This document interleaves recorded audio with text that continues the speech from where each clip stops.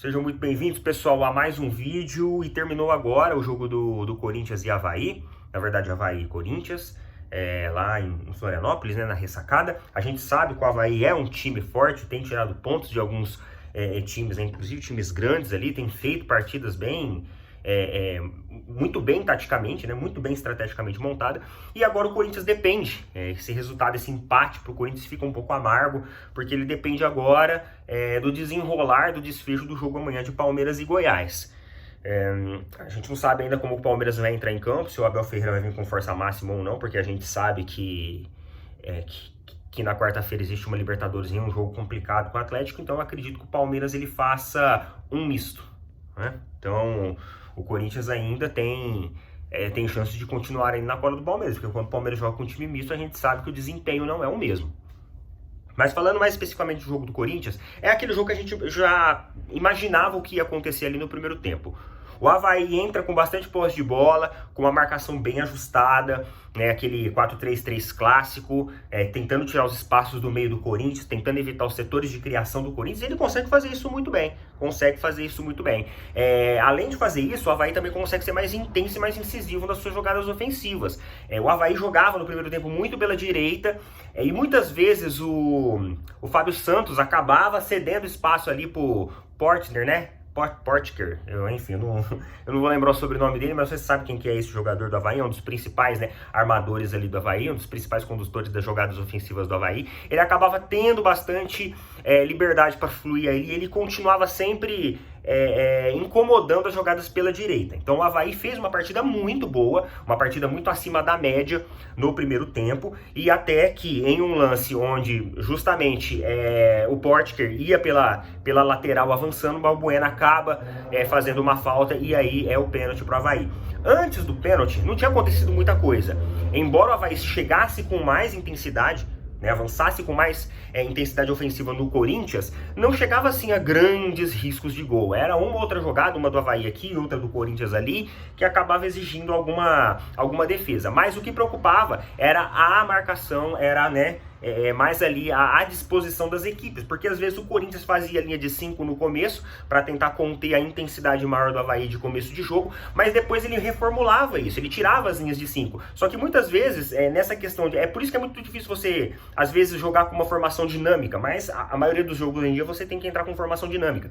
Só que você tem que tomar cuidado para na hora de mudar essa marcação e deixar o seu time mais equilibrado para não se sufocar tanto, você tem que lembrar que naquela posição onde às vezes tinha um quarto ou quinto jogador, ela tá mais aberta, né? Então a marcação ela fica um pouco mais distante do jogador que era marcado anteriormente. Então o Corinthians ele se confundiu um pouco nisso. É por isso que ele cedeu tanto espaço para o Avaí nessa mudança de marcação. Então, porque a hora que o Avaí chegava mais intensamente, o Corinthians fazia uma linha até de 5 para poder conter as jogadas ofensivas do Avaí, mas depois o Corinthians mudava um pouco sua disposição para ganhar mais equilíbrio pelo meio e tentar conseguir retomadas no seu setor ofensivo.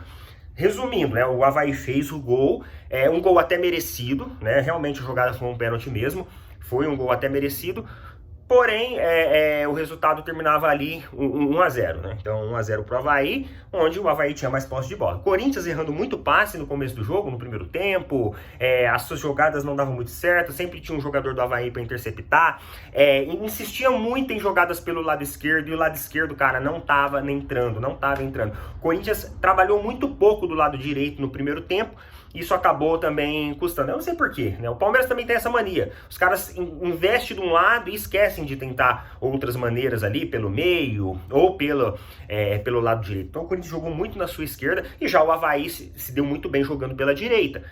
Aproveitou ali que o Fábio Santos ele não entrou muito bem na sua marcação e acabou se aproveitando ali, onde resultou numa jogada que não tinha ninguém marcando o jogador do Avaí, e aí o Balbuena fez a falta e foi o pênalti pro Avaí. Então, primeiro tempo de jogo, 1-0 Avaí, o Avaí merecendo o resultado até então, mas o que acontece com o Avaí, e já não é a primeira vez que aconteceu isso, já aconteceu em jogos contra o Palmeiras, contra o Flamengo também aconteceu a mesma coisa, quando o Avaí ele sai na frente, ele tende a entrar no segundo tempo com uma intensidade muito menor, ele tende a dispor a sua marcação de maneira diferente, e ou seja, ele puxa assim, né, ele joga suas linhas para trás para tentar segurar a partida. O Avaí sentou em cima do resultado de 1-0 e tentou segurar o Corinthians. Já o Corinthians teve mudanças muito interessantes, né? O Vitor Pereira propôs mudanças muito interessantes pro time do Corinthians. Então, a primeira coisa que ele faz é tirar o Fábio Santos, que já não via bem, né? Então, ele troca o Fábio Santos e coloca agora fugiu o nome.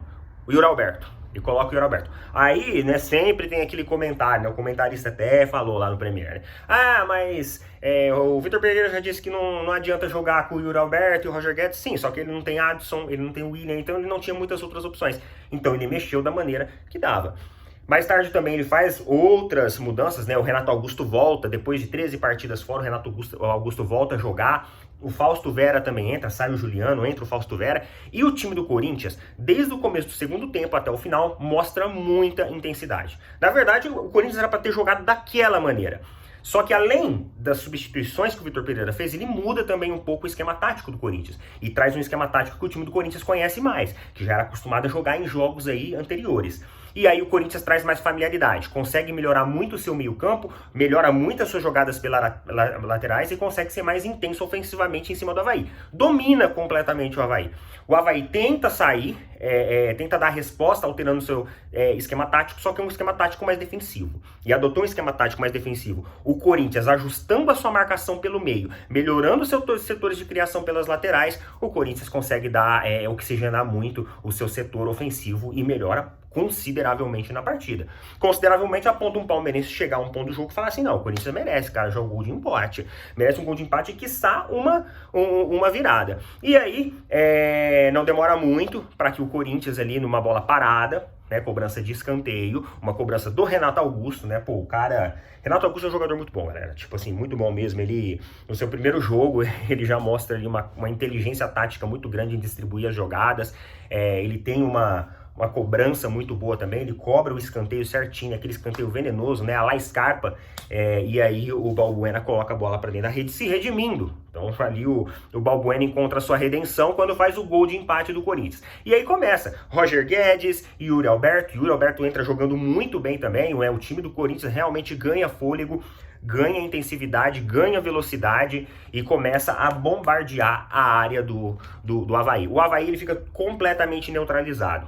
O problema que o Corinthians tinha, agora é o que o Avaí tem. O Avaí erra muitos passes de bola, perde totalmente na marcação, cede muito espaço pelo meio, porque acaba entrando ali, né, na inteligência tática e dinâmica tática que o Corinthians propõe, e aí o Avaí fica completamente fora da partida. Arriscou ali uma ou outra vez, mas sem muitas jogadas de perigo, e nem o jogador principal deles lá, o ponta, ele consegue trazer muita efetividade, porque afinal o Avaí mostra uma estrutura completamente desorganizada, tanto nas suas pontas quanto no seu meio, ficando totalmente desconfigurado e se perdendo na marcação e no toque de bola corintiano. Então, destaques aí para jogadores que entrou muito bem, como o Yuri Alberto, o Renato Augusto, enfim, o time melhora muito. Então, o Fausto Vera também entra com marcações e propondo jogadas e posicionamentos muito interessantes, trazendo uma dinâmica diferente ali pelos corredores, e foi isso daí. O Corinthians, mesmo assim, não conseguiu sair do 1-0. Teve até um gol, aquele gol de uma jogada muito boa lá com o Yuri Alberto pro Roger Guedes, mas o Roger Guedes, ele estava impedido, né? O gol, ele é revisado, é anulado, na verdade foi anulado, decisão foi de campo mesmo, provavelmente passou por uma avaliação de novo do VAR na cabine, mas anularam porque realmente, claramente, o Roger Guedes estava impedido no lance. E aí o jogo terminou 1-0. 1-0, né, que é aquele empate que pro Corinthians ele é amargo, né? Talvez não se o Palmeiras perder amanhã ou se empatar amanhã, continua a mesma coisa. Mas talvez se tornará amargo diante de uma vitória aí, de uma possível vitória do Palmeiras, porque aí já vai abrir, hoje tem 4, vai abrir mais 2 pontos, vai abrir 6 pontos de diferença em cima do Corinthians. Então aí já são praticamente 2 rodadas, sendo que na semana que vem o Corinthians enfrenta o Palmeiras lá na Arena Corinthians, depois de uma semana de Libertadores. Então vamos aguardar, vamos ver o que acontece. Espero que vocês tenham gostado, pessoal. Valeu, falou!